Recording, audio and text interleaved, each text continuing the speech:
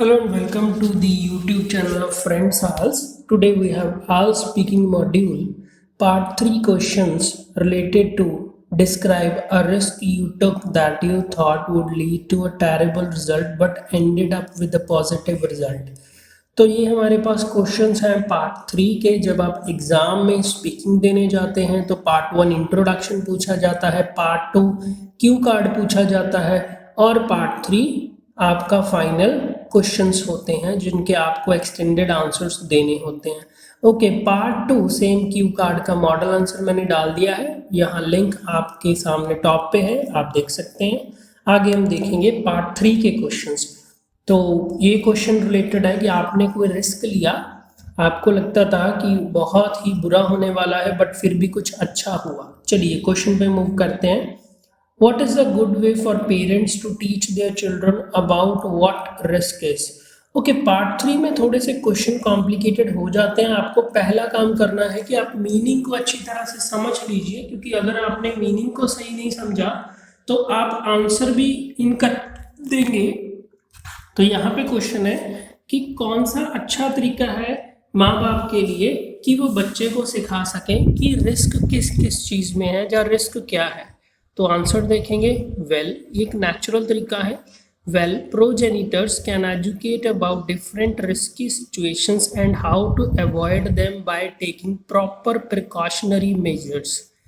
प्रोजेनिटर्स हम पेरेंट्स को बोलते हैं। हमने फर्स्ट लाइन में शो कर दिया कि हमें वोकैबुलरी आती है।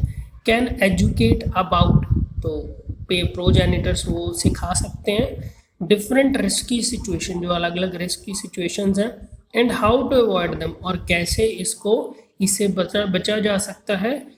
जब जैसे कि हम प्रिकॉशनरी मेजर्स वो चीज़ें होती हैं जो हम पहले करते हैं ताकि हम रिस्क को अवॉइड कर सकें। फॉर एग्ज़ाम्पल, हम बंगी जंपिंग करते हैं तो हम कोई सेफ्टी सूट पहनते हैं। एग्जाम्पल ले लिया यहाँ पे। For example, wearing a mask in public can prevent you from getting infected by the deadly corona virus. Very good way of showing an example. हमने एग्जाम्पल दे दिया कि अब अगर आप पब्लिक में जब आप बाहर जा रहे हैं तो अगर आप मास्क पहन लें तो आप कोरोना वायरस से बच सकते हैं। अभी एक और पॉइंट ऐड करना है, तो हम ऐसा नेचुरल कनेक्टर यूज़ करना चाहिए। More over, it is the duty of parents, as they are the first teachers and they can do so by taking their children to awareness campaigns। तो हमने बोला कि ये पेरेंट्स की ड्यूटी भी है क्योंकि वो फर्स्ट टीचर्स होते हैं बच्चे के, and they can do so by taking their children to awareness campaign. Do so मतलब ऐसा कर सकते हैं अपने बच्चों को अवेयरनेस कैंपेन ले जाके। अवेयरनेस कैंपेन होते हैं जागरूकता अभियान। For example, my parents use to accompany me to a polio awareness camp. So very important, we have given more than one example and we have given 2 points here. Okay, एक बार फिर से आपके answer को एक रो में लिख लेंगे। What is a good way for parents to teach their children about what risk is?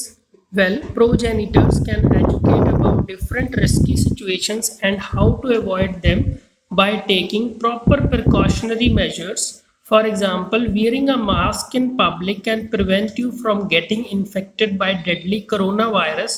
Moreover, it is the duty of parents, as they are the first teachers and they can do so by taking their children to awareness campaign. For example, my parents used to accompany me to a polio awareness campaign. Next we have, what risks should parents teach their children to avoid? तो कौन से risk हैं जो parents को सिखाना चाहिए कि बच्चे उनके ना लें। तो हम स्टार्ट कर रहे हैं। It is the duty of pro creators. Very important, आपकी राइटिंग और स्पीकिंग में दोनों में ही वर्क करता है कि पेरेंट्स को हम प्रो क्रिएटर्स कहते हैं या फिर प्रोजेनिटर्स कहते हैं।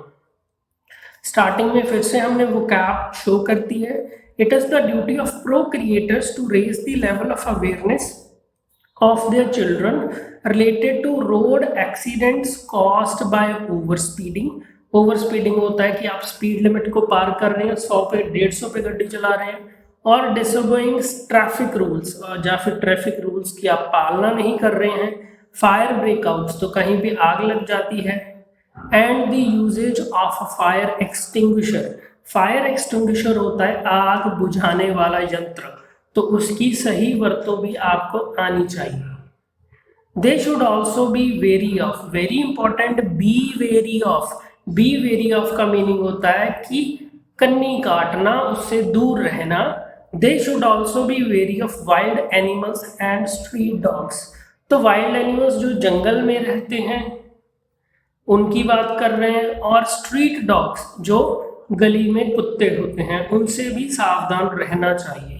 ओके, वंस अगेन एक गो में ले लेंगे आपके आंसर को। What risks should parents teach their children to avoid? Well, it is the duty of procreators to raise the level of awareness of their children related to road accidents caused by overspeeding or disobeying traffic rules, fire breakouts, and the usage of a fire extinguisher. They should also be wary of wild animals and street dogs. Next question. Why do people like doing dangerous things? तो क्यों लोगों को पसंद है खतरनाक चीजें करना? If you go my way, very important, जैसे हम बोलते हैं कि in my opinion, in my view, तो स्पीकिंग में एक इनफॉर्मल वे है जिसका आपका स्कोर भी होता है वोकैबुलरी में। इफ यू गो माई वे, अगर आप मेरे अनुसार चले तो। दे डू सो, वेरी इंपॉर्टेंट, अभी हमने दे यूज किया है तो दे हम उसको पॉइंट आउट कर रहे हैं, हमने पीपल नहीं बोला, दे बोल दिया है, हमने प्रोनाउन यूज कर लिया है। They do so to experience thrills and to test their limits, तो वो ऐसा क्यों करते हैं? पहली बात तो वो थ्रिल्स होता है कि बहुत ही ज्यादा खुशी को एक्सपीरियंस अगर उन्होंने करना है तो वो ऐसी डेंजरस थिंग्स करते हैं, और वो अपनी स्ट्रेंथ को, अपनी ताकत को आजमाना चाहते हैं, तो उसको इंग्लिश में बोलते हैं to test their limits.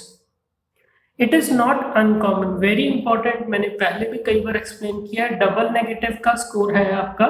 Not uncommon का मतलब कॉमन ही होता है, बट ये डबल नेगेटिव आपके लिए हेल्पफुल होता है। It is not uncommon to see that certain individuals go beyond limits, तो कई जो लोग होते हैं वो अपनी लिमिट को पार कर लेते हैं, जो जनरली उनकी लिमिट होती है, and suffer from injuries or even die, तो उनकी चोट लग जाती है और कई बार तो उनकी मौत भी हो जाती है। परफॉर्मिंग डेंजरस स्पोर्ट्स, जबकि वो कोई डेंजरस, कोई खतरनाक स्पोर्ट कर रहे होते हैं। अभी वन गो में ले लेंगे। Why do people like doing dangerous things? If you go my way, they do so to experience thrills and to test their limits.